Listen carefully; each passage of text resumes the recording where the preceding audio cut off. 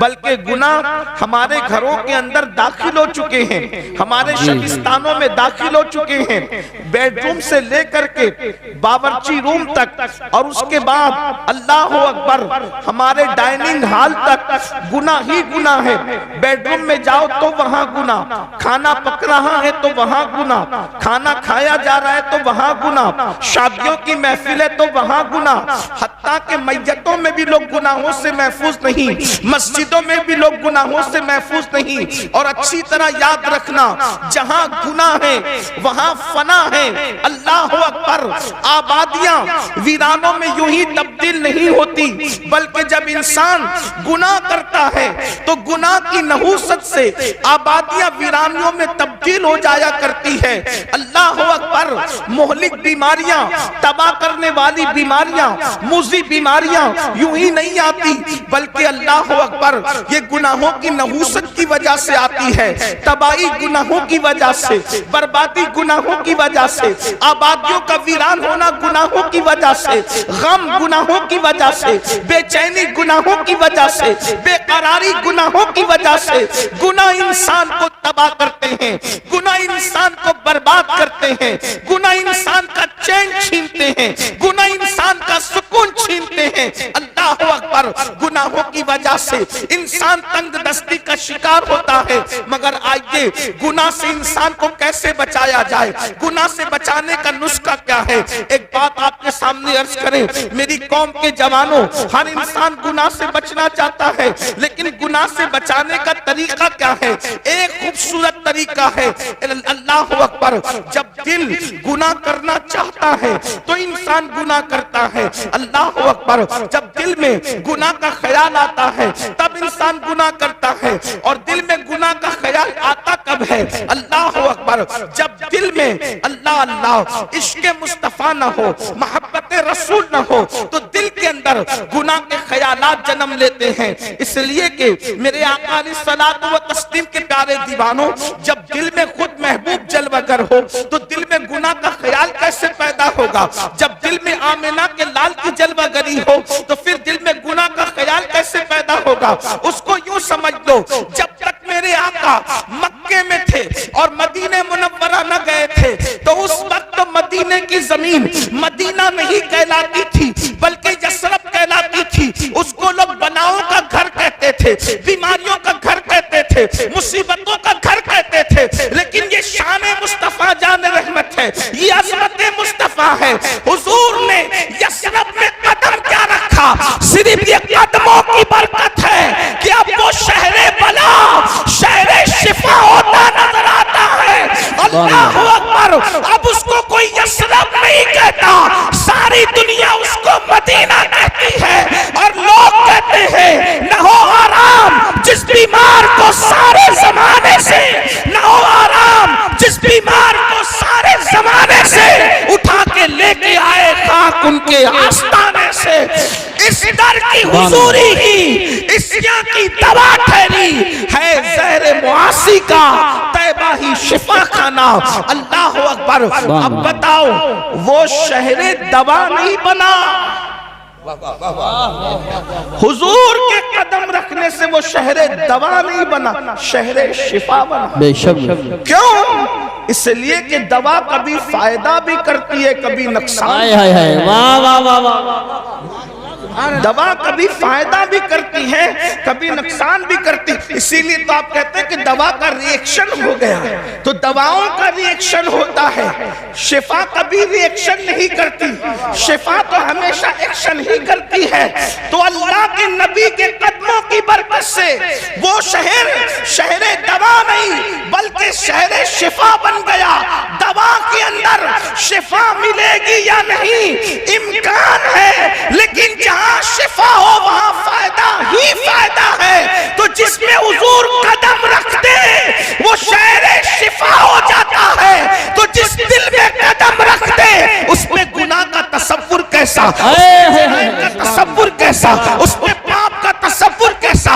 اسی لیے امت کے مصلحین نے سب سے بڑی محنت اس بات پہ کی ہے کہ لوگوں کے دلوں میں عشق رسول پیدا کیا جائے، لوگوں کے دلوں میں محبت رسول پیدا کیا جائے. اور یہ محبت رسول نعرے والا نہیں صرف، یہ محبت رسول رسم والا نہیں صرف، بلکہ حقیقت میں لوگوں کے دل میں محبت پیدا کی جائے. اب یاد رکھیں، محبت اور عشق پیدا کرنے کے لیے اللہ اکبر ہم تھوپتے نہیں ہیں. پہلی بات یاد رکھنا، اے میری قوم کے جوانوں، ہم حضور کی محبت کو تھوپتے نہیں ہیں، بلکہ واللہ تاللہ باللہ حضور ہے ہی ایسے جو حضور کو سن لیتا ہے، جو حضور کو سن لیتا ہے، جو حضور کو دیکھ لیتا ہے، وہ حضور سے عشق کرنے پہ مجبور ہو جاتا ہے. اللہ کی کائنات میں اتنی عظیم ہستی کبھی پیدا نہیں ہوئی، کسی زمانے میں پیدا نہیں ہوئی. اللہ اکبر، دنیا میں لوگ بہت آئے، زمانے میں لوگ بہت آئے، مگر اللہ اکبر میرے نبی جیسا دنیا میں کوئی آیا بھی نہیں اور آ بھی نہیں سکتا. خدا نے ان جیسا کسی کو بنایا ہی نہیں. اللہ اکبر، کیا شان ہے مصطفیٰ جان رحمت کی. اللہ اللہ، پھر کہہ رہا ہوں، یہ محبت تھوپی نہیں جا رہی ہے، بلکہ واقعی حضور ہیں ہی ایسے، ان سے پیار کیا جائے، ان سے محبت کی جائے. ان کی شان کیا ہے؟ اللہ اکبر، دشمنوں نے سنا اور ان کے سامنے صحیح تعارف پیش کیا کر دیا گیا تو اللہ اکبر دشمن بھی پیار کرنے پہ مجبور ہو گئے. اللہ اللہ، آج میں آپ کو بتاؤں، لوگ یہ جو کہتے ہیں آج پوری دنیا کے اندر حضور کے خلاف جو مشن چلایا جا رہا ہے تاکہ لوگوں کو اللہ کے رسول سے بدگمان کر دیا جائے، یاد رکھنا یہ بدترین زبانیں منہ کے اندر ختم ہو جائے گی، لیکن مصطفیٰ جان رحمت کے خلاف کوئی تحریک نہ کامیاب ہوئی ہے، نہ کبھی کامیاب ہو سکتی ہے. مسلمانوں، ہماری ذمہ داری ہے اپنے نبی کا صحیح تعارف کراؤ اور لوگوں کو بتاؤ، لاؤ ایسا قائد جو جان کے دشمنوں کو معاف کرتا ہو، لاؤ ایسا قائد جو دشمن کے لیے اللہ اکبر اپنی چادر بچھاتا ہو، لاؤ ایسا قائد جو گالیاں سن کر کے دعائیں دیتا ہو، لاؤ ایسا قائد جو جانوروں سے بھی پیار کا تصور عطا کرتا ہو، لاؤ ایسا قائد اللہ اکبر جو اتنا بڑا ہے، اتنا بڑا ہے، اتنا بڑا ہے کہ خدا اس کی رضا چاہتا ہو اور وہ پاگلوں کا بھی خیال کرتا ہو، وہ چوٹیوں کا بھی خیال کرتا ہو، وہ مینڈکوں کا بھی خیال کرتا ہو. بڑی معذرت کے ساتھ ہم نے سب کا تعارف کرایا، اپنے نبی کا صحیح تعارف نہ کرا سکے. کیوں؟ اس لیے کہ برا مت ماننا، سب کو اپنے باپ داداؤں کی پڑی ہے. نبی کا سچا تعارف کون کرا رہا ہے؟ مجھے بتائیں. جس دن حضور کا سچا تعارف کرانے میں ہم کامیاب ہو گئے، دنیا اسلام کے دامن میں پناہ لینے پہ مجبور ہو جائے گی. اور اگر کسی کے مقدر میں ایمان نہیں ہے، کم از کم اس کے دل سے نفرت کا خاتمہ تو ضرور ہوگا. لیکن ہم نے سیرت النبی کہاں پیش کی؟ ہمیں خود سیرت نہیں پتہ ہے. آئیے آپ کے سامنے سیرت النبی کی کچھ باتیں پیش کروں تاکہ آپ کو پتہ چلے ہمارے نبی کی عظمت کیا ہے، ہمارے نبی کی شان کیا ہے. اور جو لوگ سیرت کے جلسے کرتے ہیں وہ اتنے خشکے ہیں، وہ لوگ اتنا چھوٹا دل رکھتے ہیں کہ وہ بڑے بھائی سے زیادہ نبی کو مرتبہ دینے کے لیے تیار ہی نہیں. وہ رسول اللہ کو اپنے جیسا انسانی سمجھ بیٹھے ہیں اور وہ اس کے دائرے سے باہر ہی نہیں نکلنا چاہتے. تو ان کے حوالے ہم نے سیرت کے جلسے کر دیے. سیرت النبی کا عنوان ہے لیکن وہ سیرت الانسان بیان کرتے ہیں. سیرت النبی بیان کرنے کا حق صرف اہل سنت کو ہے. سیرت النبی بیان کرنے کا حق صرف اہل سنت کو ہے، اس لیے کہ سیرت الانسان الگ چیز ہے اور سیرت النبی الگ چیز ہے.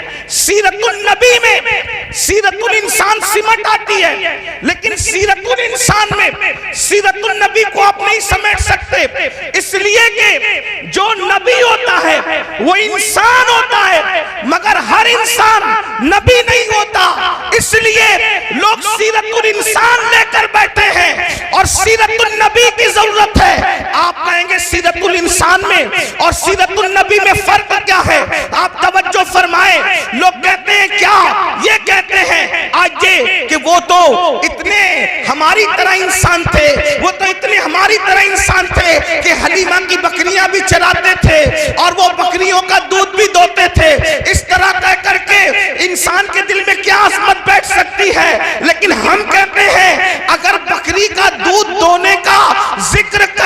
ही लोगों का शौक है, तो फिर हमसे भी दूध दोना सुन लो।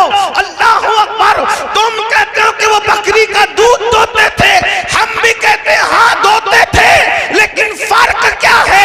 फर्क ये है कि जब वो हिजरत के सफर में सिद्दीक अकबर के साथ चले, सिद्दीक को साथ ले चले, अफसलुल बशर बादल अंबिया बित्तहकीक सिद्दीक को अपने साथ ले चले। सिद्दीक को भूख में सताया तो सरकार ने एक झोपड़े पे नजर डाली और फरमाया, अबू बकर इस खातून से पूछो क्या ये हमारी मेजबानी कर सकती है, क्या ये हमें अपना मेहमान बना सकती है। अल्लाह अकबर। सिद्दीक अकबर उस बुढ़िया के झोपड़े के करीब गए और पूछा, मेरे साहिब कहते हैं, ये नहीं कहा मेरे नबी कहते हैं, इसलिए कि मामला राज में रखना था। मेरे साहिब कहते हैं, क्या तू हमारी मेजबानी कर सकती है, क्या तू हमारी मेहमानी कर सकती है। उस बुढ़िया ने कहा, सारी बकरियां जंगल को गई हैं, मैं तुम्हारी क्या मेजबानी करूं। एक बीमार बकरी पड़ी हुई है और वो बांझ है और वो खड़ी नहीं हो सकती है, वो चलने के काबिल नहीं,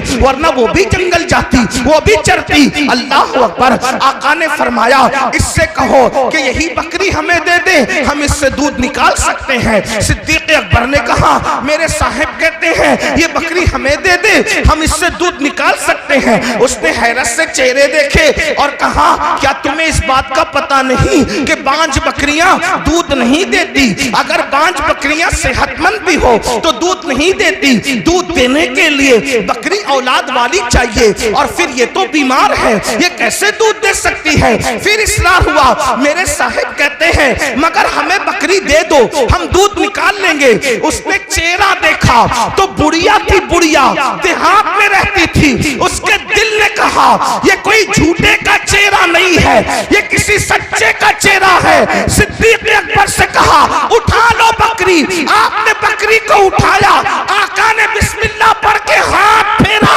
वो बैठी हुई पड़ी हुई बकरी उठ करके खड़ी हो गई। सिर्फ हाथ फेरने की वजह से उठ करके खड़ी हो गई। पानी का कटोरा लिया, थन पे मला पानी तो सीने में दूध आ गया। फरमाया, बर्तन लाओ। उसके बाद दूध निचोड़ा तो दूध जारी हो गया। दूसरा बर्तन लाओ, दूसरा भी भरा। तीसरा बर्तन लाओ, तीसरा भी भरा। चौथा बर्तन लाओ, चौथा भी भरा। अल्लाह अकबर। उम्मे माबद हैरत से देखने लग गई, बांझ बकरी को दूध आ रहा है और इतना आ रहा है कि बर्तन के बर्तन भरे जा रहे हैं। आखिरकार बर्तन लाए गए, भर दिए गए, लाए गए, भर दिए गए। उम्मे माबद ने कहा, अब मेरे घर में बर्तन नहीं है। नारे तकबीर, नारे रिसालत, नारे गौसियत, मशरके आला हजरत, फैजाने आला हजरत, हजरत अल्लामा सय्यद अमीनुल कादरी साहिब क़िबला, अज़मते मुस्तफा कॉन्फ्रेंस, जश्न दस्तार बंदी। सुभान अल्लाह। बर्तन भर, जो पीना था पी लिया, जो पीना था पी लिया, और उसके बाद घर के बर्तन भर करके छोड़कर चले गए। क्या हुआ? उसके बाद उम्मे माबद का शौहर आया और आने के बाद कहा, घर में दूध कैसा, इतना सारा घर में दूध कैसा। तो उस वक्त उस खातून ने कहा कि मुझे नाम तो नहीं पता, लेकिन एक जवान और उसके साथ एक शख्स, दो लोग आए थे, और वो जो जवान था उसको मैंने पूछा नहीं कि उसका नाम क्या है, उसका खादिम था, उसका नाम भी मुझे नहीं पता, अलबत्ता उसका चेहरा देखा, उसने जो बर्तन भर दिए तो मैंने उसका नाम खुद रख लिया। उम्मे माबद कहती है, उसका नाम मैंने नहीं पूछा, उसका नाम मैंने खुद रख लिया। का क्या नाम रख लिया? का मैंने उसका नाम रखा बरकत वाला, इसलिए कि वो जिधर जाता है बरकत हो जाती है। देखो वो मुसलमान नहीं हुई, लेकिन हुजूर को देख लिया तो हुजूर को किस नाम से पुकार रही है? बरकत वाला, वो बरकत वाला। अच्छा, तू देखेगी तो पहचान लेगी। उसने सारा वाकया बताया। वो हाथ फेरता है, बकरी खड़ी हो जाती है, वो हाथ फेरता है, बांझ बकरी के थन में दूध जारी हो जाता है, वो हाथ लगाता है तो फिर बकरी के थन से दूध निकलता है, और हमारे घर के सारे बर्तन एक बांझ बकरी के थन से भर दिए जाते हैं, वो बरकत वाला। तो उसके शौहर ने कहा, वो था कैसा? सुभान अल्लाह। तवज्जो, وہ تھا کیسا؟ ایک مرتبہ دیکھا ام معبد نے اس برکت والے کو اور پوچھا وہ تھا کیسا؟ ہائے ہائے، اب اگر وہ تھا کیسا عظمت مصطفیٰ کانفرنس سننے آئے ہو تو سنیو زندہ دلی کے ساتھ ذرا اپنے نبی کا حلیہ سن لو۔ وہ تھا کیسا تو کہا اس کو دور سے دیکھو تو بھی خوبصورت نظر آتا تھا اور قریب سے دیکھو تو بھی خوبصورت نظر آتا تھا۔ اللہ اکبر، توجہ فرمائیں، میں ہر دو جملے پہ نہیں کہوں گا کہ بولو سبحان اللہ، اس لیے کہ میں تو آپ کے ایمان پہ چھوڑتا ہوں کہ اپنے نبی کا ذکر سن کر بھی کوئی کہہ سکتا ہے یا چپ رہ سکتا ہے؟ ارے جس کے نام پہ کنکریاں بھی بول پڑتی ہے، اگر اس کے نام پہ سنی نہ بولے تو پھر کون بولے گا؟ عاشقان رسول نہ بولیں گے تو کون بولے گا؟ ایک غیر مسلم خاتون سے پوچھا اس کے شوہر نے، جس کا نام تو نے برکت والا رکھا ہے، وہ دکھتا کیسا تھا، وہ تھا کیسا؟ تو اس نے کہا دور سے دیکھو۔ کیا ذہین عورت تھی ام معبد، آج تک اس کا نام تاریخ میں موجود ہے۔ حلیہ رسول جس نے بھی بیان کیا ام معبد کا حوالہ ضرور دیا۔ اس نے جب کہا کہ دور سے دیکھو تو بھی خوبصورت دکھتا تھا اور قریب سے دیکھو تو بھی خوبصورت دکھتا تھا، اس کا یہ جملہ بڑا قیمتی ہے۔ وہ صحابیہ ہو گئی بعد میں۔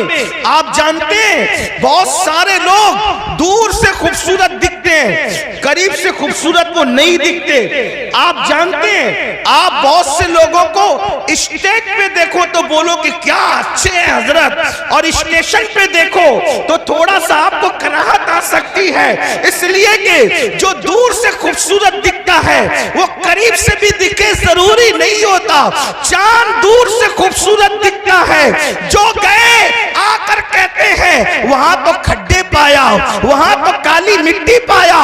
اللہ اکبر، آج چاند لوگوں کی شاعری کا عنوان بنا ہے مگر دور سے حسین ہے، قریب جانے والے اس کو حسین نہیں کہتے۔ اللہ اکبر، کچھ خاص لوگ ہوتے ہیں جو دور سے بھی خوبصورت دکھتے ہیں اور قریب سے بھی خوبصورت دکھتے ہیں۔ وہ دیہاتی عورت تھی، اس نے کہا جس کو میں برکت والا کہہ رہی ہوں وہ اتنا خوبصورت تھا کہ دور سے بھی حسین تھا اور قریب سے بھی حسین۔ سبحان اللہ، نعرہ تکبیر۔ میرے امام، اللہ، میرے امام یا رسول میرے امام اب اس حسن کو کس طرح بیان کرتے کہتے ہیں سرتاب قدم ہے تنے سلطان زمن پھول، سرتاب قدم ہے تنے سلطان زمن پھول، لب پھول، دہن پھول، زخن پھول، بدن پھول۔ واللہ جو مل جائے میرے گل کا پسینہ، مانگے نہ کبھی عطر نہ پھر چاہے دلہن پھول۔ دندان و لب و زلف و رخ شاہ کے فدائی ہے در عدن لالے یمن مشک ختن پھول۔ دل اپنا بھی شیدائی ہے اس ناخن پاکا، اتنا بھی مہے نو پہ نہ ہے چرک کوہن پھول۔ اور کیا بات رضا اس چمنستان کرم کی، زہرا ہے کلی جس میں حسین اور حسن۔ سبحان اللہ، ماشاءاللہ، واہ واہ۔ نعرہ تکبیر، نعرہ رسالت، نعرہ غوثیت، مسلک اعلی حضرت، فیضان اعلی حضرت حضرت علامہ سید امین القادری صاحب قبلہ، علماء اہل سنت۔ سبحان اللہ، سبحان اللہ۔ اس ام معبد نے کہا وہ دور سے بھی خوبصورت تھا اور قریب سے بھی خوبصورت۔ ہائے ہائے، پھر اس نے کہا اللہ اکبر، اس کے رخسار بڑے چمکدار تھے۔ رخسار کہتے ہیں گالوں کو، اس کے رخسار بڑے چمکدار تھے، اس کی رنگت بڑی چمکیلی تھی، اس کے ہونٹوں میں نزاکت تھی۔ اللہ اکبر، اس کا جسم جو ہے وہ قد رانا، نہ لمبا تھا نہ چھوٹا تھا۔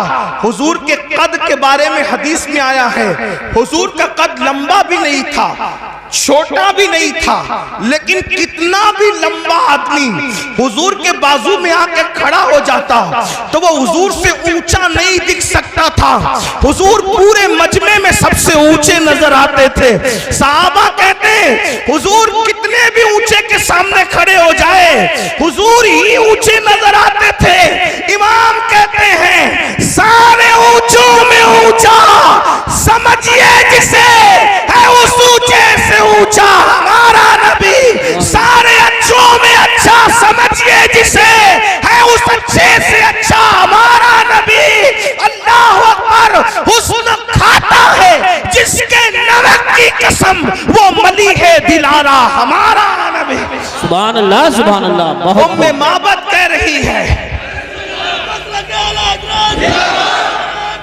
اللہ، ام معبد کہہ رہی نہ چھوٹے قد کا تھا نہ اونچے، اس لیے کہ چھوٹا ہو، کوئی چھوٹا ہو تو برا نہ ماننا، چھوٹا ہو تو بھی خوبصورت نہیں دکھتا زیادہ، اور لمبا ہو تو بھی بہت اچھا نہیں لگتا، میانہ قد۔ حضرت امیر خسرو کہتے ہیں حضور کا حسن بیان کرتے ہیں، کہتے ہیں پری پیکر نگارے سرو قد لالا رخسارے، پری پیکر نگارے۔ مجھے پتا ہے اس پر آپ کو بہت لوگوں کو سمجھ نہیں آئے گی، لیکن عشق سے سنو گے تو سب سمجھ آئے گا۔ پری پیکر نگارے سرو قد لالا رخسارے، سراپا آفت دل بود شب جائے کے من بودم۔ اور میرے امام کہتے ہیں کمری نے گل ان کو کہا، سبحان اللہ، بلکہ بلبل نے گل ان کو کہا۔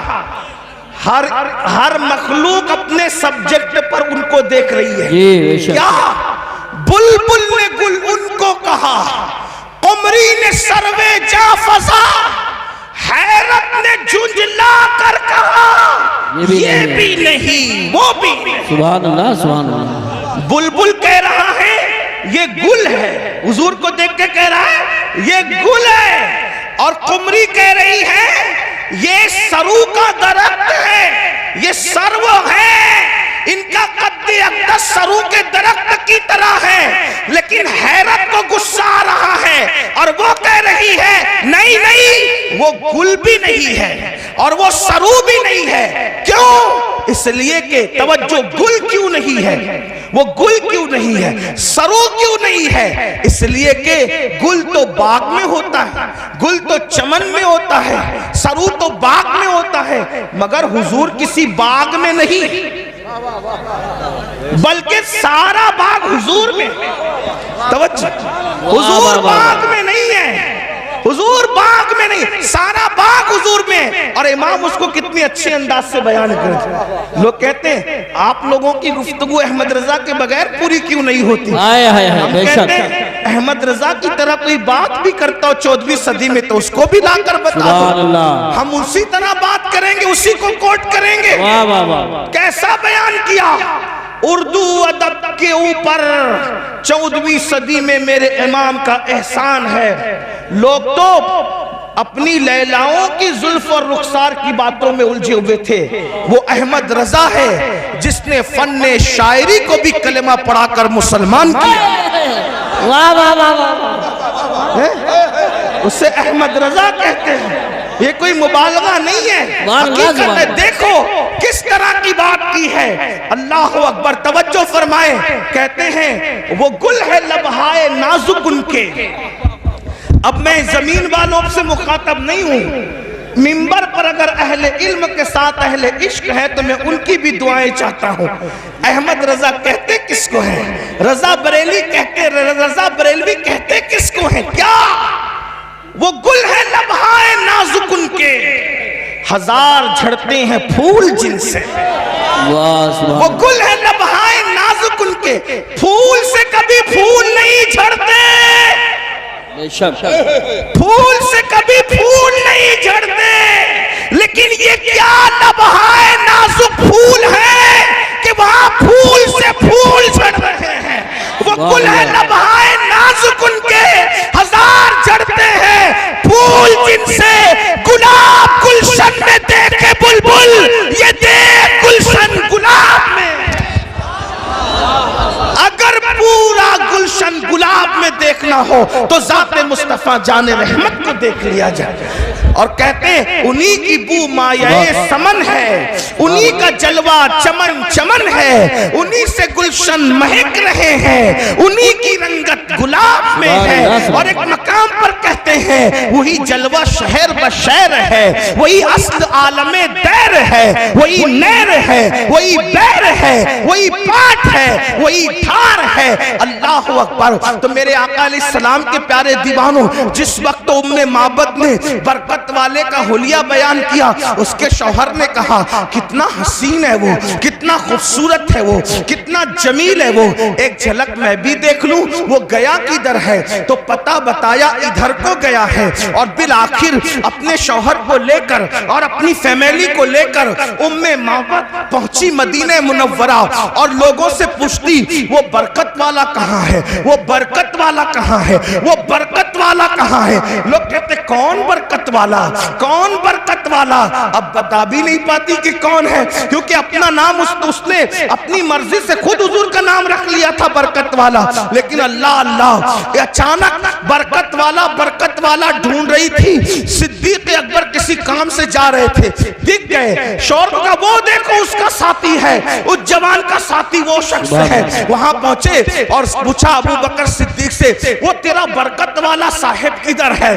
آپ مسکرا پڑے, اچھا آپ ملنا چاہتی ہیں, لے کر کے گئے. اور اس کے بعد جیسے ہی پہنچے ام معبد کے شوہر نے دیکھا اور دیکھ کے کہا واللہ یہ کسی جھوٹے کا چہرہ نہیں, یہ تو سچے کا چہرہ ہے. اور پھر کہا آپ کیا کہتے ہیں, تو جو کہا کلمہ پڑھ کے وہ سب کے سب مسلمان ہو گئے. اندازہ فرمائے میرے آقا علیہ السلام کے پیارے دیوانوں, اصل میں ہمیں اپنے بچوں کو حضور کی عظمت بتانی ہوگی, ہمیں اپنی نسلوں کو حضور کی سیرت بتانی ہوگی. ایک آخری بات اس عنوان سے کرتا ہوں, پھر اینڈ کی طرف چلتے ہیں. ذرا توجہ کرنا. دیکھو آج کل لوگ عجیب عجیب سی باتیں کرتے ہیں, عجیب باتیں لوگ کرتے ہیں. اور یہ جتنی باتیں ہو رہی ہے غلط سلط کیوں ہو رہی ہے پتہ ہے؟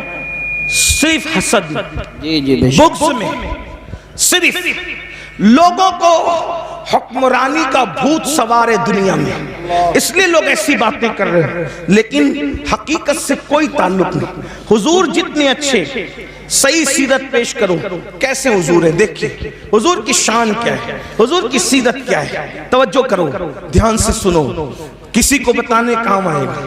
کہتے ہیں جب اللہ کے رسول علیہ السلام نے مکے کی سرزمین پر نبوت کا اعلان کیا, اعلان نبوت کیا, تو مکے کے گھر گھر میں جھگڑا ہو گیا. اعلان نبوت سے جھگڑا ہو گیا کیونکہ وہ کچھ لوگ غلطی پر تھے, ان کے بچے سچائی پر آئے, انہیں دکھ ہوا. سچائی کو لوگ جلدی قبول نہیں کرتے, سچائی قبول کرنے میں وقت لگتا ہے, لیکن سچوں کو محنت کرنی پڑتی. سچائی قبول کرنے میں وقت جاتا ہے, سچوں کو محنت کرنی پڑتی ہے, قربانیاں دینی پڑتی ہے. جب آپ سچے ہو تو آپ محنت کیوں نہیں کرتے, آپ قربانیاں کیوں نہیں دیتے, آپ سیرت النبی کو عام کیوں نہیں کرتے, پاس پڑوسیوں کو رسول اللہ کے واقعات کیوں نہیں سناتے, اپنے بچوں کو حضور کے واقعات کیوں نہیں سناتے.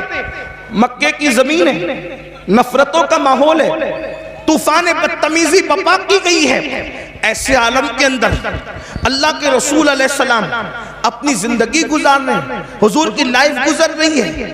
ایک مرتبہ کا واقعہ ہے کہ مکے کی زمین ہے, زمین مکہ پر شام ہو رہی ہے, سورج مکے کی گھاٹیوں میں اپنے چہرے پہ گھونگھٹ ڈالنے کے قریب ہے, اور شام کی چادر عرض مکہ پر, عرض بکہ پر پھیلنے کے قریب ہے. ایسے عالم کے اندر اللہ اکبر, لوگ جلدی جلدی اپنے گھروں کی طرف جانے کے لیے رواں دواں ہیں.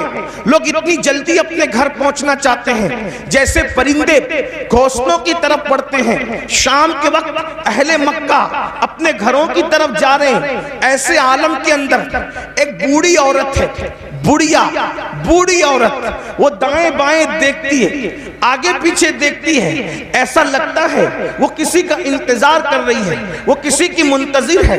ऐसे में एक खूबसूरत जवान जिसको दुनिया, मक्के की दुनिया मोहम्मद उस वक्त कह करके पुकारती थी, या मोहम्मद अरबी कहती थी, या मोहम्मद मक्की कहती थी, अल्लाह अकबर, अल्लाह अल्लाह, या मोहम्मद मुत्तलबी कहती थी, या मोहम्मद हाशमी कहती थी, अल्लाह अकबर।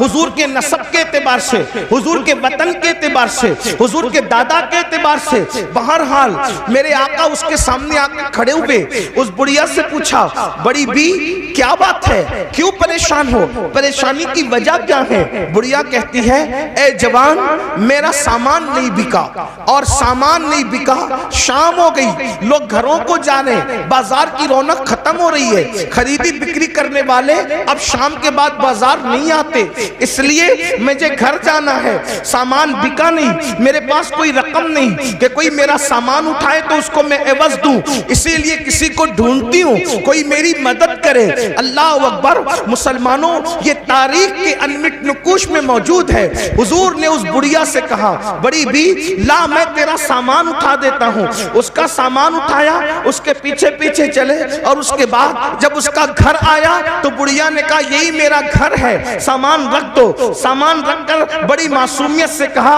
अच्छा बड़ी माँ मैं चलता हूँ। और बुढ़िया ने कहा, तू कितना अच्छा, मक्के की जमीन पर ऐसे लोग रहते हैं, इनमें तू कितना अच्छा, कितना प्यारा, कितना सादा।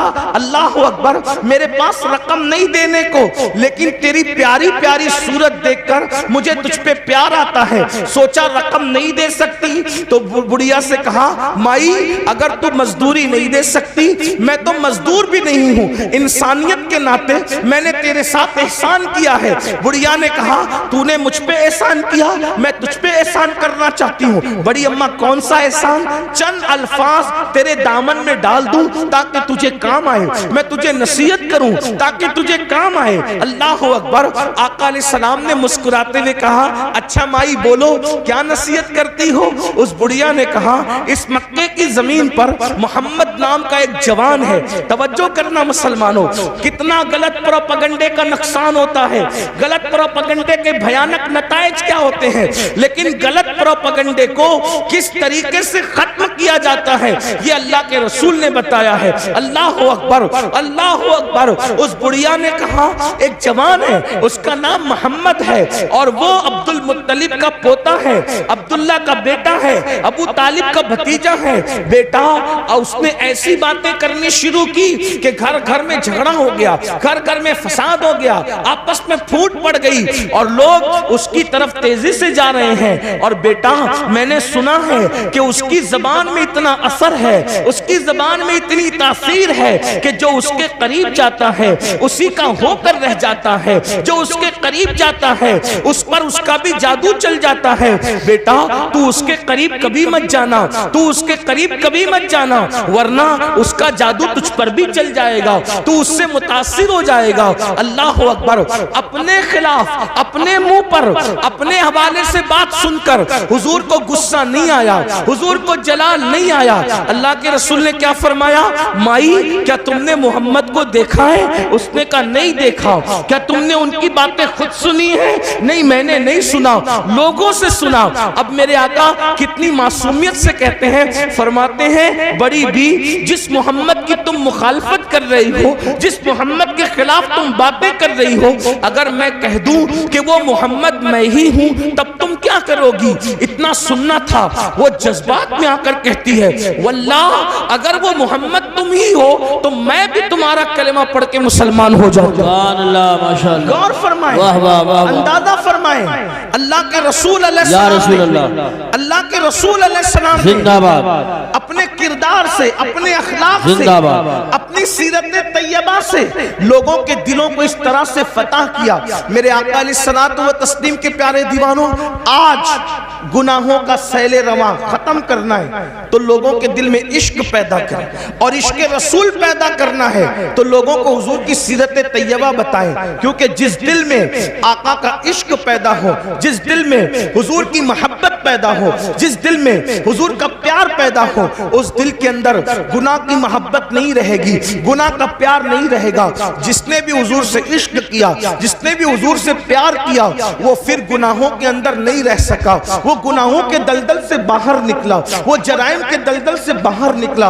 حضور علیہ السلام کا عشق ہے ہی ایسا جو انسان کو گناہوں کے دلدل سے نکال کر نیکیوں کی شاہراہ پر لا کر کے کھڑا کرتا ہے۔ آپ کو نہیں پتا مکے کے لوگ ماں کی گود سے شراب پینے کے عادی تھے، لیکن جب ان کے سینوں میں عشق مصطفیٰ پیدا کیا گیا تو ان لوگوں نے شراب کے مٹکے توڑ دیے۔ میرے بھائیو، آج ہم لوگ عشق مصطفیٰ کی خوب بات کرتے ہیں، محبت رسول کی خوب بات کرتے ہیں، لیکن آپ مجھے بتائیے نا، اللہ اکبر، میرے بھائیو آپ مجھے بتاؤ، عشق مصطفیٰ کی بات تو کرتے ہیں، کیا ہمارے سینوں میں عشق بھی ہے، ہمارے سینوں میں محبت بھی ہے؟ اللہ اکبر۔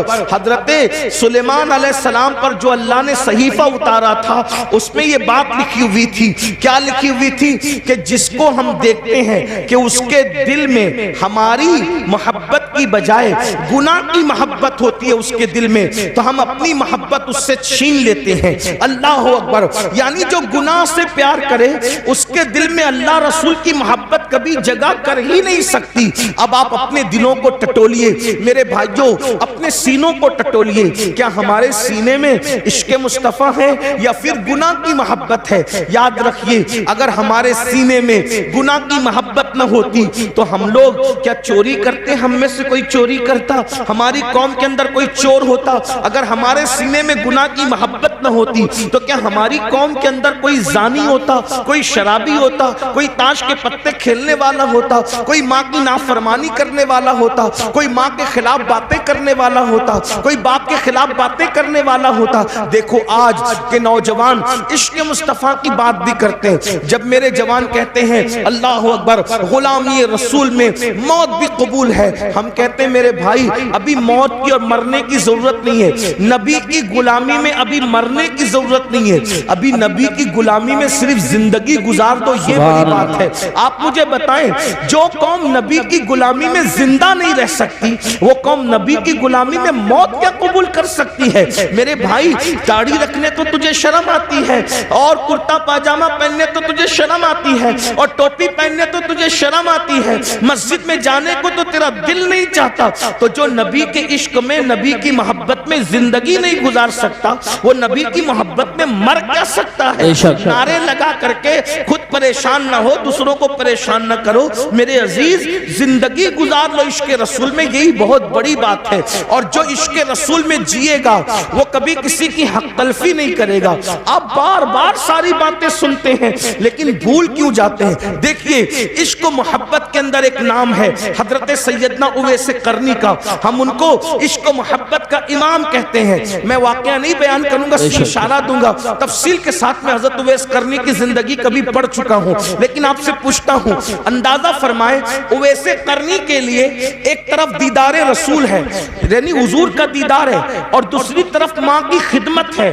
اویس قرنی نے حضور کا دیدار نہیں کیا بلکہ ماں کی خدمت کی، کیونکہ حضرت اویس جانتے تھے کہ دیدار کے بغیر بھی کوئی عاشق ہو سکتا ہے، دیدار کے بغیر بھی کوئی عاشق ہو سکتا ہے، لیکن نافرمان ہو کر کوئی سچا عاشق نہیں ہو سکتا۔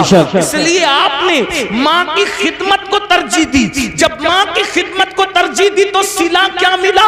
صلہ یہ ملا کہ اللہ کے رسول اپنا نمائندہ بھیج کر اویس کے پاس کہلواتے ہیں کہ اویس سے کہنا کہ وہ میری امت کے لیے مغفرت کی دعا کرے۔ جانے دعا جس سے دعا کروا رہے ہیں وہ اویس قرنی ہے، اور امت کو حضرت اویس قرنی کی شان بتا رہے ہیں۔ کیوں؟ اور پھر پوچھا گیا اویس قرنی کو یہ مرتبہ کیوں ملا؟ تو فرمایا ماں کی خدمت کی وجہ سے۔ آج عاشق رسول کہلانے والے میرے بھائی مجھے بتائیں کتنے لوگ ماں کی خدمت کرتے ہیں؟ اپنے آپ میں ڈوب کے سوچو، کتنے لوگ ماں کی خدمت کرتے ہیں؟ کتنے لوگ اپنے ابا کی خدمت کرتے ہیں؟ بہت معذرت، اگر علماء سادات مقرروں کے ہاتھ چومنے کی بات آئے تو پورا مجمع دوڑے، ایک دوسرے کو دھکا دے، مار پیٹ کرے، سب کرے، لیکن جس جذبات کے ساتھ تم مقرروں کے ہاتھ چومتے ہو اسی جذبات کے ساتھ کیا تم اپنی ماں کا اور اپنے باپ کے بھی ہاتھ چومتے ہو؟ باتیں کڑوی ہے، لیکن ایک بات یاد رکھنا، کسی بھی مقرر کے پیروں کے نیچے تمہاری جنت نہیں ہے۔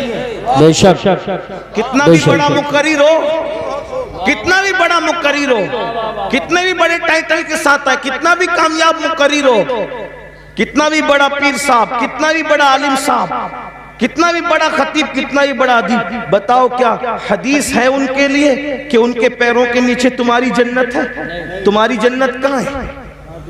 تمہاری ماؤں کے قدموں میں، اس کو تو بڈھی کہتے ہیں، ان کو تو ڈوکری ڈوکرا کہتے ہو۔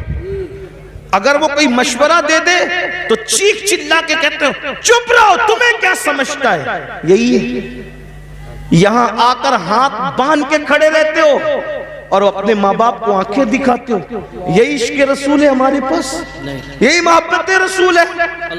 بہت سارے ظالم تو ایسے ہیں کہ جن لوگوں نے اپنے ماں باپ کو چھوڑ کر کے سسرال بسا لیا ہے، ماں باپ کی خبر بھی نہیں ہے، ماں باپ بھیک مانگ رہے ہیں کہ کیا کر رہے ہیں، ماں باپ کو کھانا ہے کہ نہیں ہے کوئی فکر نہیں ہے، اور ہم عاشق رسول ہیں۔ اللہ کے بندو، یہ عشق مصطفیٰ نہیں۔ اویس قرنی نے بتایا ایک طرف دیدار رسول کتنی بڑی چیز ہے، کبھی سوچا ارے دیدار کرنے سے صحابی بنتا انسان، صحابی۔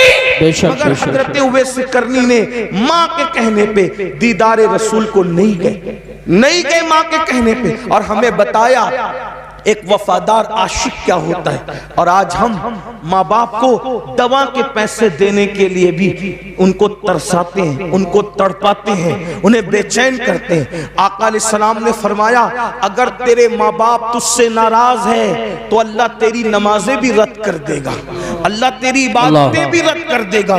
میرے بھائیوں کہاں ہو؟ توبہ کرو، سچے مسلمان بنو۔ صرف نعرے ہمیں انقلاب نہیں لا سکتے، صرف نعرے ہمیں بدل نہیں سکتے۔ آپ کو میں کہتا ہوں اے گرد و نواح سے آنے والے مسلمانوں، جذباتی نہ بنو۔ حالات کا مقابلہ کرنا ہے تو عمل کے میدان سے کرو، مسجدوں کو آباد کرو، ماں باپ کے فرما بردار بنو، حلال رزق کو، روزی کو لازم پکڑو، عبادت کرو، اللہ کی بارگاہ میں گڑ گڑاؤ، اپنے گناہوں سے توبہ کرو، رب کی بارگاہ میں رجوع کرو، ایک سچے عاشق کی طرح بنو۔ آئیے بات کو اختتام کی طرف پہنچاتے ہوئے، جب دل میں عشق آتا ہے تو گناہ کی نفرت کیسے پیدا ہوتی ہے؟ جب دل میں محبت رسول آتی ہے تو گناہ کی نفرت کیسے پیدا ہوتی ہے؟ ہزاروں واقعات تاریخ میں موجود ہے۔ دنیا ہمیں عشق رسول کی طرف کیوں آنے نہیں دینا چاہتی؟ اس لیے کہ دنیا جانتی ہے جس دن یہ عاشق بنے گا اس دن یہ ہر گناہ سے چھٹکارا پائے گا، اس دن یہ ہر گناہ سے اپنے آپ کو دور کر لے گا، اس دن یہ ہر برائی سے اپنے آپ کو دور کر لے گا۔ اللہ اکبر۔ عاشق بنے گا تو اس کو پتا چلے گا نماز میں میرے محبوب کی آنکھوں کی ٹھنڈک ہے تو وہ نماز بھی پڑھے گا۔ حرام کھاؤں گا حضور کے دل کو تکلیف پہنچے گی تو وہ حرام سے بھی باز رہے گا۔ اللہ اکبر۔ جھوٹ بولوں گا تو حضور کے دل کو تکلیف پہنچے گی، وہ جھوٹ سے بھی باز رہے گا۔ آئیے جو تاریخ کا بڑا خوبصورت سا واقعہ ہے وہ پیش کر کے اپنی بات پوری کر لوں۔ کس طریقے سے بدلتا ہے عاشق، بس عشق پیدا ہو جائے، کس طرح سے تبدیل ہوتا ہے، کس طرح سے اس کی زندگی میں انقلاب آتا ہے، کس طرح سے اس کی زندگی بدلتی ہے۔ اللہ اکبر۔ کہتے ہیں مکہ المکرمہ میں ایک جوان تھا، اس جوان کو دنیا فضالہ کے نام سے پکارتی تھی۔ فضالہ نام کا وہ جوان، اللہ اکبر، بڑا ہنسمکھ تھا، ہنسمکھ اس کی عادت تھی، ہنسی مذاق اس کی عادت تھی، اور وہ لوگوں سے دل لگی کرتا رہتا تھا، ہنسی مذاق کرتا رہتا تھا۔ اور اللہ اکبر، اس کا حال یہ تھا کہ ایک لڑکی مکے میں بڑی خوبصورت تھی، اس کا دل اس لڑکی سے لگ گیا تھا، اور جوانی تھی، جوانی کا شباب تھا، جوانی کا جوبن تھا، اس نے لڑکی سے پیار کر لیا، محبت کر لیا، اور لڑکی کے عشق میں وہ مبتلا ہو گیا۔ جب لڑکی کے کے عشق میں مبتلا ہوا تو اس کی عادت تھی وہ روزانہ ایک مرتبہ دن میں کعبۃ اللہ کے طواف کو جاتا تھا، اور پھر اس کی عادت یہ تھی جاتے وقت بھی وہ اس لڑکی کے ساتھ بیٹھ کر ہنسی مذاق کرتا تھا، اور آتے وقت بھی اس لڑکی کے ساتھ وہ ہنسی مذاق کرتا تھا۔ اللہ اکبر! ایک دن فضالہ کا مقدر عروج پر تھا، اوج پر اس کا مقدر تھا، جاتے وقت خوب ہنسی مذاق ہوئی، دیوار شکن کے کہے لگے، اور اس کے بعد جیسے ہی فضالہ نام کے اس جوان نے حرم کعبہ میں قدم رکھا، مطاف حرم میں قدم رکھا، تو اس میں کیا دیکھا؟ ایک خوبصورت جوان ہے جو پورے انہماک کے ساتھ، خشوع و خضوع کے ساتھ سر کو جھکا کر طواف کعبہ میں مصروف ہے۔ فضالہ نے غور سے دیکھا تو غور سے دیکھنے کے بعد سمجھ میں آیا یہ کوئی اور نہیں ہے، یہ تو محمد الرسول اللہ ہے، یہ تو مصطفیٰ جان رحمت ہے۔ اتنا دیکھنے کے بعد اس کے دل میں خیال آیا کہ اللہ اکبر، یہ اکیلے کعبے کا طواف کر رہے ہیں اور کوئی نہیں دیکھ رہا ہے، اگر میں ان کو اس وقت قتل کر دوں تو مکے والے خوش ہو کر مجھے بہت انعام دیں گے، مجھے مالا مال کر دیں گے۔ وہ آیا اور آنے کے بعد حضور کے ساتھ ساتھ چلنے لگا۔ اللہ کے رسول صلی اللہ علیہ وآلہ وسلم نے فضالہ کی طرف دیکھا، ذرا غور کیجئے، دیکھیے یہ حضور کی سیرت ہے، حضور کی شان ہے، حضور کی اخلاق ہے۔ جان کو قتل کرنے کے لیے آیا ہے فضالہ، حضور اس کی طرف دیکھ کے مسکراتے ہیں اور مسکرا کے کہتے ہیں فضالہ کیا سوچ رہا ہے، کیا سوچ رہا ہے؟ اس نے کہا کچھ بھی نہیں۔ فضالہ کہتا ہے کچھ بھی نہیں۔ آقا نے فرمایا کیا تو یہ نہیں سوچ رہا ہے کہ محمد تو اکیلے ہیں، انہیں قتل کر دوں گا تو مکے والے انعام دیں گے؟ اور فرمایا ایسے نہیں سوچتے، کمر میں خنجر باندھا ہوا ہے اور میرے قتل کے ارادے سے آئے، ایسے نہیں سوچتے، ایسے نہیں سوچنا۔ اور اس کے بعد اس کے سینے پہ ہاتھ مارا اور ہاتھ مار کے کہا اس طرح نہیں سوچتے۔ اس کا سینے پہ ہاتھ لگنا تھا، اس کی زندگی بدل، سبحان اللہ، زندگی بدل۔ اور اس نے کہا یہ کتنا عظیم انسان ہے، یہ میرے سینے کے راز بھی جانتا ہے، میرا کمر کا خنجر بھی جانتا ہے۔ قدم پکڑ لیے، مجھے بھی کلمہ پڑھائیے، مجھے بھی مسلمان کیجئے، اسلام میں داخل کر لیجئے۔ حضور نے کلمہ پڑھایا، اسلام میں داخل کر لیا۔ پھر کیا ہوا؟ فضالہ نے کہا یا رسول اللہ، آپ اب سے تھوڑی دیر پہلے سب سے زیادہ کسی سے نفرت تھی تو آپ، اور کلمہ پڑھ لیا ہوں تو اب سب سے زیادہ میرا کوئی محبوب ہے تو آپ۔ سبحان اللہ، ماشاءاللہ، آپ سے بڑا اب میرا کوئی محبوب نہیں ہے، آپ سے زیادہ اب میں کسی کو نہیں چاہتا۔ اب میری تمنا یہ ہے ایک طواف آپ کے ساتھ کرنا چاہتا ہوں اگر اجازت ہو تو۔ حضور ایک طواف، اور فضالہ حضور کے ساتھ طواف کرنے لگے۔ فضالہ کا مقدر تھا قیامت تک لوگ طواف کریں گے، لیکن فضالہ کے طواف کی شان یہ تھی کعبہ ہے، کعبے کا کعبہ ہے اور فضالہ ہے، یعنی دو قبلوں کا طواف ایک ساتھ ہو رہا ہے۔ اگر آپ عشق و مستی کی نظر میں دیکھیں تو کعبہ اور کعبے کے ساتھ طواف کعبہ ہو رہا ہے۔ جب طواف ہو گیا فضالہ اپنے گھر کی طرف جانے لگے۔ اب فضالہ صحابی ہو گئے، عاشق رسول ہو گئے، گھر کی طرف جانے لگے۔ آئے تھے تو لڑکی سے ہنسی مذاق کہے وغیرہ کر کے، اب جا رہے عاشق بن کے، صحابی بن کے۔ جیسے ہی اس لڑکی کا گھر آیا فضالہ کا جھک گیا۔ لڑکی انتظار کر رہی تھی کھڑی کہ روزانہ آتے بھی مذاق ہوتی تھی، جاتے بھی ہوتی تھی، جاتے تو ہو گئی، اب فضالہ آ رہا ہے، کرتا کیا ہے؟ تو جیسے ہی فضالہ سر جھکا کر کے جانے لگے، اس لڑکی نے آواز دی فضالہ، او فضالہ، فضالہ ادھر دیکھو۔ آپ نے وہیں کھڑے ہو کے کہا کہ نہیں اب میں تیرے کام کا نہیں رہا۔ فضالہ نے کیا کہا؟ اب میں تیرے کام کا نہیں رہا۔ اس لڑکی نے کہا کیوں؟ مذاق زیادہ ہو گئی، کوئی تکلیف ہو گئی، کوئی کچھ ہو گیا، بتاؤ ازالہ کریں۔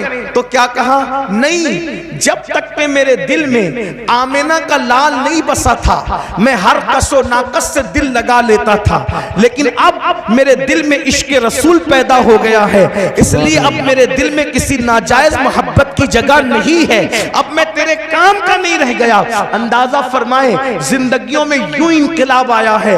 آپ سے میں پوچھتا ہوں، ہم تو پیدائشی مسلمان ہیں، پیدائشی عاشق رسول ہے، ہم نے تو لوریاں بھی سنی ہیں نعتوں میں، آپ بتائیں پھر ہمارے دلوں میں ناجائز محبتیں کیوں ہیں، گناہوں کی محبتیں کیوں ہیں؟ وجہ صرف یہ ہے ہم رسمی اور اسمی عاشق رسول ہے، ہمیں حقیقی عاشق رسول بننے کی ضرورت ہے۔ میرے بھائیوں مجھے بتاؤ نا، آخر وہ کیسا عاشق ہوگا جو اپنے نبی کے دل کو تکلیف پہنچائے گا، اپنے محبوب کے دل کو تکلیف پہنچائے گا؟ وہ رسول جو پوری پوری رات ہمارے لیے دعائیں کرتے ہیں، آج ہم اس رسول کی نافرمانی کر رہے ہیں، ان کی بات نہیں مان رہے۔ مسلمانوں بتاؤ اللہ کے رسول کے دل پہ کیا گزرتی ہوگی؟ یہ میری مائیں اور بہنیں موجود ہیں، یہ بہنیں بغیر دوپٹے کے گھر سے نکلتی ہیں، حضور کے دل پہ کیا گزرتی ہوگی؟ یہ بہنیں نمازیں نہیں پڑھتی ہے، سیریل دیکھتی ہے، فلمیں دیکھتی ہے، مردوں کے ساتھ اگر اللہ نے دولت دے دی ہے تو پارکوں میں گھومنے کے لیے بے پردہ جاتی ہے۔ بتاؤ تو صحیح، یہ دین کا گلشن کتنی محنتوں سے سجایا گیا ہے، یہ دین کا گلشن کتنی قربانیاں دی گئی ہے جب یہ دین کا گلشن سجا ہے۔ اگر آج مسلمان اس احساس سے عاری ہو جائے تو بتائیے پھر مصیبتیں نہیں تو کیا، پھر تکلیفیں نہیں تو کیا، پھر اللہ اکبر تباہی نہیں تو کیا، پھر بربادی نہیں تو کیا؟ یاد رکھیے اپنے نبی سے سچے دل سے جڑیے۔ جو رسول اللہ سے سچی محبت کرتا ہے وہ کثرت سے اپنے نبی کا ذکر کرتا ہے، اس کی پہلی نشانی ہے وہ کثرت سے اپنے نبی کا ذکر کرتا ہے۔ بتائیے کیا ہم اپنے آقا کا ذکر کثرت سے کرتے ہیں؟ ارے کثرت تو جانے دیجئے، کئی کئی دن ہو جاتے ہم کلمہ بھی نہیں پڑھ پاتے۔ بتائیے یہ حال ہے، پوری پوری زندگی قرآن کو ہاتھ بھی نہیں لگاتے۔ میرے بھائیوں کیسے مسلمان ہو آپ؟ یہ سوچتے ہو ہم مسلمان ہیں اس لیے ہم پر مصیبتیں آ رہی ہے؟ ہم مسلمان اس لیے مصیبت نہیں آ رہی ہے، ہم سچے مسلمان نہیں ہے اس لیے مصیبت آ رہی ہے۔ میرے بھائیوں ہمیں جیل بھرنے کی تحریکیں شروع کرنے کی ضرورت اس لیے پیش آ رہی ہے کہ ہم نے مسجدیں بھرنے کی کوشش نہیں کی۔ اگر ہم نے مسجدیں بھرنے کی کوشش کی ہوتی تو ہمیں یہ دن دیکھنے نہیں پڑتے، اگر ہم نے مسجدیں بھر دی ہوتی تو ہمیں یہ دن دیکھنے ہی نہیں پڑتے۔ اللہ اکبر، سوچئے غور کیجئے، ہم ساری چیزوں کا معاملہ اسلام کے سر ڈالتے ہیں کہ تکلیف ہے تو اسلام کی وجہ سے، مصیبت ہے تو اسلام کی وجہ سے، تکلیفیں تو اسلام کی وجہ سے نہیں، اپنے کردار کی وجہ سے ساری مصیبتیں ہیں۔ اسلام تو آپ کو عزت دینے آیا تھا، اسلام نے کسی کو ذلیل نہیں کیا، اسلام تو عزت دینے آیا تھا، اسلام تو وقار دینے آیا تھا، اسلام تو شان دینے آیا تھا۔ ایک نام بتا دو، بس بات ختم کرتے ہوئے کہہ رہا ہوں، اس مجمع میں اگر کوئی تاریخ کا طالب علم ہے، کوئی پڑھا لکھا ہے تو میں اس کو چیلنج کرتا ہوں، مجمع کو نہیں پوری دنیا کو چیلنج کرتا ہوں، ایک نام ایسا بتا دو جو سچا مسلمان ہوا ہو اور اسلام کی وجہ سے وہ ذلیل ہو گیا ہو۔ ایک نام مجھے بتاؤ، صرف ایک نام مجھے بتاؤ جو اسلام کی وجہ سے ذلیل ہوا ہو۔ اللہ اکبر، آپ تو بڑے مشہور واقعات سننے کے عادی ہیں نا، آپ کو بہت سارے واقعات یاد ہیں نا، مجھے بتاؤ اسلام کا دامن پکڑ کر اسلام کی وجہ سے کوئی ذلیل ہوا ہو تو بتا دو۔ اسلام کی وجہ سے کوئی ذلیل نہیں ہوا۔ اگر اسلام کی وجہ سے کوئی ذلیل ہوتا تو پہلے نمبر پر مسلمان ہونے والے ابو بکر صدیق ذلیل ہوتے، لیکن وہ ذلیل نہیں ہوئے، ان کو کتنی عزت ملی۔ اگر وہ ٹاٹ پہن لے تو جبریل بھی ٹاٹ پہنتے نظر آتے، اور آسمان کے فرشتے ٹاٹ پہنتے نظر آتے۔ اگر اسلام کی وجہ سے کوئی ذلیل ہوتا تو عمر ابن خطاب ذلیل ہونا چاہیے تھا، عثمان غنی کو ذلت ملنی چاہیے تھی، مولا علی کو ذلت ملنی چاہیے تھی، مگر تاریخ گواہ ہے ان میں سے کسی کو ذلت نہیں ملی۔ جب انہوں نے اسلام کا دامن پکڑا اللہ نے ان کو ایسی عزت عطا فرمائی کہ اللہ اکبر، عرب کے بوریا نشین قیصر و کسریٰ کے تاجدار بنتے ہوئے نظر آئے۔ تو پتا چلا آپ کی ہماری سوچ کیا ہے پتہ ہے؟ کپڑے سے عزت ملتی ہے، موبائل سے عزت ملتی ہے، اور اس کے بعد اچھی بائک سے عزت ملتی ہے، اور شیونگ کرانے سے عزت ملتی ہے۔ یہ سب بھوت سوار ہے اس لیے ذلیل ہو رہے ہو، لیکن یاد رکھنا عزت صرف اسلام سے ملتی ہے۔ اگر آپ اجازت دیں تو تاریخ کا ایک خوبصورت واقعہ پڑھ کے بات پوری کرنا۔ عزت اسلام کپڑوں سے نہیں، عزت اسلام سے ملتی۔ آپ نے سنا ہے، بہت بار سنا ہے، سن لے اس کو، کیا تاریخ ہے۔ جب بیت المقدس فتح کرنے کے لیے لشکر اسلام پہنچا تو وہاں کے راہب نے کہا کہ ہم تمہارے امیر کو چابیاں دیں گے، بلاؤ تمہارے امیر۔ المختصر یہ کہ فاروق اعظم کو خط لکھا۔ جب فاروق اعظم کو خط لکھا تو فاروق اعظم کے پاس صرف ایک ہی اونٹنی تھی، ایک اونٹنی تھی، اور مسلمانوں کا امیر ایک ملک سے دوسرے ملک کا سفر کر رہا ہے، امیر المومنین، نہ کوئی فوج ہے، نہ کوئی ہٹو بچو والا معاملہ ہے، کچھ نہیں، اکیلا امیر سفر کر رہا ہے اور ساتھ میں غلام ہے، خود کی ایک ہی اونٹنی ہے اور ایک اونٹنی کے ساتھ سفر ہو رہا ہے۔ پھر کیا ہوا؟ اللہ اکبر! اور پھر کس شان سے سفر ہوا؟ آپ نے فرمایا اپنے غلام سے، دیکھو تھوڑی دیر میں بیٹھوں گا، تھوڑی دیر تم بیٹھو گے۔ اور اللہ اکبر! دنیا نے یہ تاریخ کے اندر یہ اوراق گواہ ہیں، دنیا نے یہ موقع بھی دیکھا کہ امیر المومنین اپنے غلام کو اونٹنی پہ بٹھا کر خود اللہ پیدل چلتے نظر آئے۔ اور اللہ کی شان یہ، جس وقت تو منزل پر پہنچے تو باری غلام کی تھی اور سیدنا فاروق اعظم نکیل پکڑ کر کے چل رہے تھے، اور حالت یہ تھی اس وقت امیر المومنین کے بدن پر جو جبہ تھا اس پہ پیون لگا ہوا تھا، اور جو موزے پہنے تھے وہ ایڑی کے پاس سے پھٹے ہوئے تھے۔ جس وقت نالا آیا آپ نے سوچا پھٹے ہوئے موزوں میں پانی بھر نہ جائے تو موزے اتار کر آپ نے گردن پہ ڈال لیے، اور اس کے بعد جب نکلے تو حضرت خالد ابن ولید اور ابو عبیدہ ابن الجراح کان میں باتیں کر رہے تھے۔ امیر المومنین یہ کیا کر رہے ہیں؟ ارے موزے پیر میں تھے تو پھٹا پن چھپا ہوا تھا۔ اتنے لوگ استقبال کے لیے آئے ہیں، مسلم بھی ہے، غیر مسلم بھی ہے، یہودی بھی ہے، عیسائی بھی ہے، مشرک بھی ہے، سب دیکھنے آئے کہ مسلمانوں کا امیر کیسا ہے۔ اور انہوں نے پھٹے ہوئے موزے کندھے پہ ڈال لیے، غلام کو بٹھا دیا، لوگ استقبال کرنے کے لیے آگے بڑھے۔ ان کو یوں لگا کہ جو نکیل پکڑ کے چل رہا ہے وہ غلام ہے اور جو سواری پہ بیٹھا ہے وہ امام ہے، لیکن جب استقبال کے لیے لوگ آگے بڑھے جو نہیں پہچانتے تھے تو خالد ابن ولید اور ابو عبیدہ ابن الجراح نے کہا وہ آقا نہیں ہے ہمارا، یہ ہمارا امیر تو یہ ہے جو نکیل پکڑ کے چل رہا تھا۔ تو لوگوں نے پوچھا اس کو کیا ہو گیا؟ تو تب بتایا گیا ان کی ملکیت میں ایک ہی اونٹنی تھی اور غلام کو ساتھ لائے، تو انصاف کا تقاضا یہ تھا کہ جتنی دیر یہ بیٹھیں گے اتنی دیر غلام بھی بیٹھے گا، اور جتنی دیر غلام پیدل چلے گا اتنی دیر یہ پیدل چلیں گے۔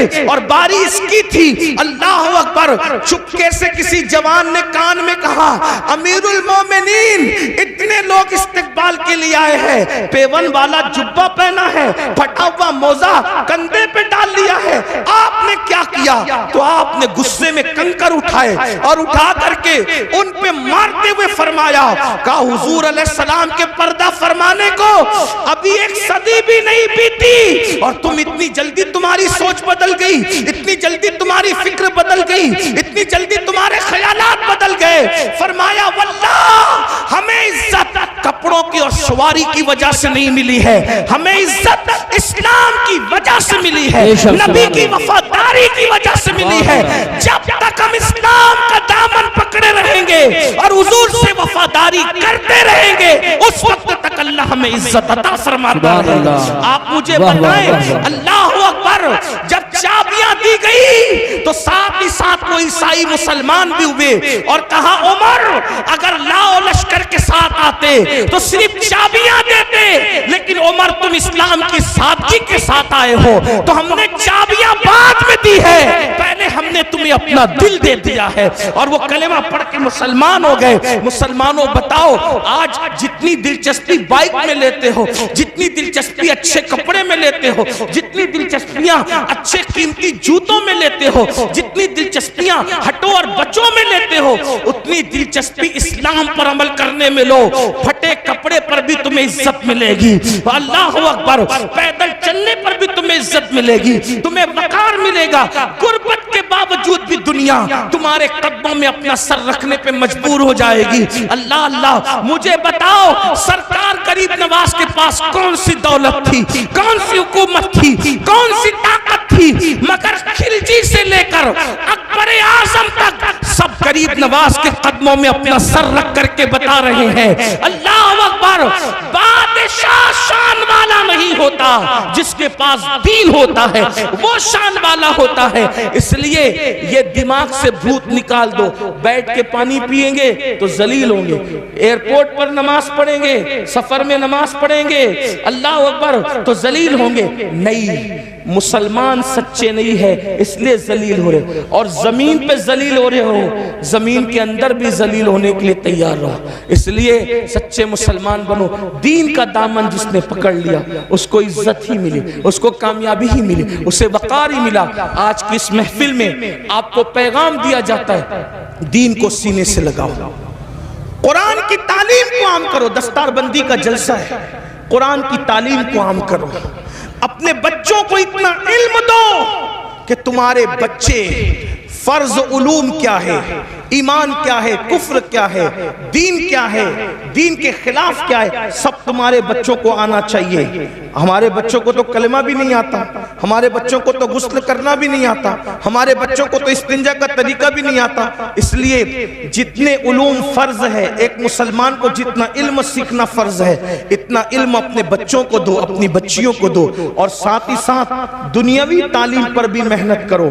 10ویں اور 12ویں سے اپنے بچوں کو بچیوں کو ڈراپ آؤٹ مت کر لو، اٹھا مت لو، بلکہ اپنے بچوں کو اپنی بچیوں کو اعلیٰ تعلیم دو، دنیاوی تعلیم اعلیٰ تعلیم دو، اتنی اچھی تعلیم دو کہ آپ کے بچہ کوئی بھی بچہ ڈگری کے بغیر نہ رہنے پائے۔ ہر بچے کو ڈگری دو۔ آپ کہتے ہیں نوکری نہیں ملتی، ہم نوکری کے لیے بچوں کو نہیں پڑھاتے، ہم اچھا انسان بنانے کے لیے بچوں کو پڑھاتے ہیں۔ اپنے خرچے کم کرو، اپنے اخراجات کم کرو۔ ہر محفل کا ہمارا پیغام یہ ہے علم پہ محنت کرو، اور ایک پیغام یہ بھی ہے شادیوں میں لاکھوں کروڑوں خرچ کرنے کی بجائے وہ لاکھوں روپے جو وہ اسکول کالجز بنانے پہ خرچ کرو۔ مسجدوں کے مینار بہت اونچے بنا کر کروڑوں روپیہ خرچ کرنے کی بجائے وہ کروڑوں روپے تعلیم گاہوں پہ خرچ کرو، کیونکہ مسجد کا اونچا مینار ہمارا کوئی فائدہ نہیں کر سکتا، لیکن اگر ہم نے تعلیم گاہیں مضبوط بنائی تو اس سے اچھے انسان پیدا ہوں گے۔ ہمارے یہاں عمارتوں کی اہمیت نہیں ہے، ہمارے یہاں اچھے انسانوں کی اہمیت ہے۔ تو دانشگاہیں بناؤ، اور مسلمانوں کو اللہ نے اتنی دولت سے نوازا ہے کہ ایک ایک مسلمان ایک ایک ادارہ بنا سکتا ہے، بلکہ جو مالدار ہے میں تو ان کو مشورہ دیتا ہوں کہ 4 فیکٹری ڈالنے کی بجائے 3 فیکٹری ڈالو، اور 1 فیکٹری کی بجائے ایک اچھا اسکول بناؤ، کیونکہ اسکول اچھا بزنس بھی ہے اور اچھی قوم کی خدمت بھی ہے۔ ایسا نہیں کہ اسکول سے پیسہ نہیں کما سکتے، اسکول سے بھی آپ پیسہ کما سکتے ہیں، لیکن اچھا کیا ہوگا کہ تعلیم بھی عام ہوگی اور آپ کا اچھا بزنس بھی ہوگا۔ بہت مالدار لوگ ہیں آپ کے آس پاس میں، بہت مالدار۔ بھائی جلسے پر جب آپ لوگ لاکھوں روپیہ خرچہ کرتے ہو تو عمارتوں پہ کیوں نہیں خرچ کر سکتے؟ میں سمجھتا ہوں کہ مراد آباد ضلع میں جتنے جلسے ہوتے ہیں اگر اس کا سال کا آپ تخمینہ نکال لیں تو اربوں روپے جائیں گے، کروڑوں نہیں اربوں روپے جائیں گے۔ میری اپنی معلومات کے مطابق کوئی شب ایسی نہیں گزرتی جب اتنا بڑا جلسہ آپ کے یہاں نہیں ہوتا۔ روز جلسے ہوتے ہیں، روز ہوتے ہیں جلسے۔ تو آپ لاکھوں روپے جو جلسوں پہ خرچ کرتے ہو، میں یہ نہیں کہہ رہا کہ جلسے بند کر دو، ایسا نہیں، میری بات کا برا مت ماننا، غلط مطلب مت نکال، جلسے کرو، جلسے کرو، لیکن جلسے سے زیادہ اہمیت عمارتیں بناؤ، تعلیم کو عام کرو۔ لوگ تعلیم مہنگی کر رہے ہیں، تم تعلیم سستی کرو تاکہ اپنے بچوں کو ہر بندہ پڑھا سکے۔ اپنے باپ کے نام سے، اپنے باپ کے نام سے مسجدوں میں قرآن رکھنے کی بجائے اپنے باپ کے نام سے بچوں کی فیس بھر دیا کرو ایصال ثواب کے لیے۔ اس لیے کہ ان علماء سے پوچھو کہ جب مسجد میں ابا کے ایصال ثواب کے لیے قرآن رکھتے ہیں وہ برسا برس ہو جاتے ہیں، سینکڑوں قرآن تھپی میں رکھے ہوئے ہیں، کوئی ان کو ہاتھ تک نہیں لگاتا۔ مسجد کے اندر 10-20 قرآن کے سوا اور زیادہ قرآن کی ضرورت نہیں ہے، اس لیے کہ تلاوت کرنے والے کتنے ہیں۔ بڑی معذرت کے ساتھ میں کسی کی بے عزتی نہیں کرنے آیا، لیکن میرے بھائیوں دیندار لوگ بھی مسجد میں قرآن کھول کے قرآن نہیں پڑھتے، یہ حالات ہیں۔ تو پھر آپ اپنے ابا کے ایصال ثواب کے لیے قرآن کیوں مسجد میں رکھتے ہو؟ وہ تو تھپی میں رکھے ہوتے ہیں نا، تو آپ ایصال ثواب کے لیے یہ بھی کر سکتے ہو۔ آپ علماء سے پوچھئے، علماء بتائیں گے میری بات کی، اگر یہ تائید کریں تو کریں، اچھی باتیں نہیں کر سکتے، اگر یہ تائید تو یہ میری اصلاح کر دیں۔ ایصال ثواب کا مطلب کیا ہے؟ کوئی بھی ثواب کا کام کرو اور اس کا ایصال کسی کی بھی روح کو کر دو تو اس کو ثواب تو ملے گا۔ تو اپنے ابا کے لیے آپ چنے تقسیم کرنے کی بجائے آپ اپنے ابا کی ایصال ثواب کے لیے قلم تقسیم کرو نا، آپ اپنے ابا کی ایصال ثواب کے لیے کتاب تقسیم کرو نا، آپ اپنے ابا کی ایصال ثواب کے لیے کاپیاں تقسیم کرو نا، یہ بھی تو ایصال ثواب کی ایک شکل ہے۔ اپنے اماں کے ایصال ثواب کے لیے کپڑے تقسیم کرنے کی بجائے اپنے اسکول کے بچوں کو یونیفارم تقسیم کرو، یہ بھی تو ہو سکتا ہے۔ تھوڑا سوچ بدلو، خیال کرو۔ دیکھیں ایک بات میں آپ کو بتاؤں، آپ کو ایک بات طویل ہو رہی لیکن ایک بات بتاؤں، ایک بادشاہ کے دور میں حوض پر سپاہی لوگ پہرے دیتے تھے اور نسلاً بعد نسلیں وہ چلتے آ رہا تھا، سپاہی وہاں کھڑے رہتے تھے، حوض پہ پہرا دیتے تھے، کھڑے رہتے تھے، حوض پہ پہرا دیتے تھے، تو بادشاہ لوگ بدلتے رہے لیکن حوض پہ پہرا قائم رہا۔ ایک دن بڑا ہوشیار بادشاہ آیا، اس نے بولا کہ یہ جو پچھلے سب چلے آ رہے ہیں نا، تو اسی کے اندر ہم گھوم رہے ہیں، تو کچھ صحیح بھی کر رہے ہیں، کچھ غلط بھی کر رہے ہیں، بھئی حالات اور زمانے کے تحت کچھ سیٹ کرو نا۔ تو اس نے سب فہرست بنائی، یہاں سپاہی کیوں کھڑے رہتے ہیں، وہاں کیوں کھڑے رہتے ہیں، وہاں تو حوض کی بات ہے، تو پوچھا یہ حوض پہ سپاہی صدیوں سے کیوں کھڑے رہتے ہیں؟ تو بولے حضرت پتہ نہیں کیوں کھڑے رہتے ہیں ایک سپاہی، تو بولے کہ ہٹاؤ اس کو، جب کچھ کام ہی نہیں ہے وہاں تو ہٹاؤ۔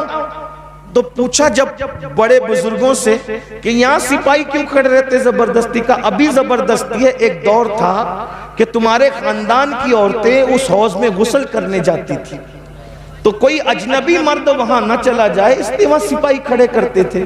اب تو حمام بن گئے نا، تو اب حوض میں غسل کرنے کی ضرورت ہی نہیں ہے، تو کہا عورتیں تو غسل کے لیے بند ہو گئی مگر سپاہی برابر کھڑے ہیں۔ تو اس کا مطلب یہ ہے کہ اپنی طاقت ضائع ہو رہی ہے نا، ان سپاہیوں کو یہاں سے ہٹا کر کہیں اور لگاؤ۔ تب ہر بندہ کیا کر رہا ہے کہ میں اپنے ابا کے لیے کنویں کھدواؤں گا، میں اپنے ابا کے لیے کیونکہ کنواں کھدوانے کا ذکر حدیث میں آیا ہے، اللہ کے بندوں بالکل کنواں کھدوانے کا ذکر حدیث میں آیا ہے، لیکن حدیث میں کیوں آیا ہے ان علماء سے پوچھو، حدیث میں کیوں آیا ہے علماء سے پوچھو، تو کہا کیوں آیا ہے بھائی؟ اصل میں حدیث میں اس لیے آیا کہ اس دن جس دن حضرت سعد نے پوچھا تھا کہ میری ماں کا انتقال ہو گیا، میں اس کے ایصال ثواب کے لیے کیا کر سکتا ہوں، تو اس وقت مدینے والوں کو پانی کی بہت ضرورت تھی، توجہ ہے آپ کی، اس وقت مدینے والوں کو پانی کی بہت ضرورت تھی، تو جس کی ضرورت تھی حضور نے اس کی طرف ان کی توجہ دلائی اور فرمایا ضرورت پانی کی ہے تو کنواں کھدوا دو۔ کنواں کھدوانا مقصود نہیں تھا، ضرورت پوری کروانا مقصود تھی۔ تو ایصال ثواب کا معاملہ سمجھ میں آیا، معاملہ کنویں کا نہیں ہے، ہمیں اشارہ دیا گیا اگر ایصال ثواب کرنا ہے تو قوم کو جس کی ضرورت ہے اس کے ذریعے سے ایصال ثواب کرو، تاکہ تمہارے باپ داداؤں کو ثواب بھی مل جائے اور قوم کی ضرورت بھی پوری ہو جائے۔ اب بات سمجھ میں آئی؟ تو اس وقت تو کنویں کی ضرورت تھی، آج ہماری قوم کو تعلیم کی ضرورت ہے، کسی دور میں قوم کو روٹی کی ضرورت تھی، آج ہماری قوم کو یونیفارم کی ضرورت ہے کہ بچوں کا اسکول کا یونیفارم ہم تقسیم کریں لباس کی شکل میں۔ کل ہمارے جو ہے وہ لوگوں کو پان یا چنے کی ضرورت تھی تو بزرگوں نے وہ تقسیم کرایا، آج ہمارے بچوں کو قلم کی ضرورت ہے، اس لیے یہ تقسیم ہونا چاہیے۔ مطلب یہ ہے کہ ایصال ثواب کا جو تصور ہے وہ قوم کی ضرورت کے مطابق ہے، اس لیے جیسی ضرورت ہے ویسے کے مطابق کرو۔ یہ میں نے ایک اپنا چھوٹا سا جو ہے وہ کوشش کر کے ایک مطالعہ پیش کیا ہے، یہ صحیح بھی ہو سکتا ہے اور یہ غلط بھی ہو سکتا ہے۔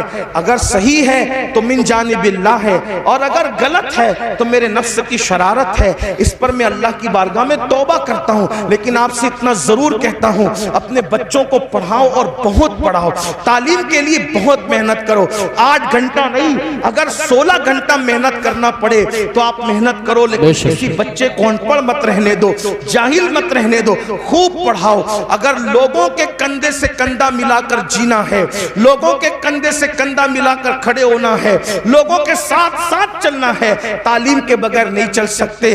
تعلیم حاصل کر کے لوگوں کی ضرورت بن جاؤ، لوگوں کی ضرورت بن جاؤ، لوگوں کے پیچھے تم کو پھرنا نہ پڑے، اتنی صلاحیت پیدا کر لو لوگ تمہارے پیچھے پیچھے پھریں۔ اور کوشش کرو گے تو کوئی مشکل نہیں ہے، کوئی بعید نہیں ہے، ہر دور میں مسلمان علم کا امام ہوا ہے، اس دور میں بھی یہ مسند آپ کو سنبھالنی ہے۔ ماؤں سے کہتا ہوں غربت کا بہانہ نہ کرو، تم حوصلہ کرو گی، اپنے شوہر کا ساتھ دو گی تو تمہارا شوہر تمہارا ساتھی بن کر بچوں کو آگے پڑھائے گا۔ اللہ پاک سے دعا کرتا ہوں اللہ سب سے پہلے مجھے آپ سب کو عمل کی توفیق عطا فرمائے۔ گفتگو کے درمیان اگر کوئی غلطی ہو تو اللہ پاک معاف فرمائے۔ استغفر اللہ ربی من کل ذنب واتوب الیہ وما علینا الا البلاغ۔ السلام علیکم ورحمۃ اللہ۔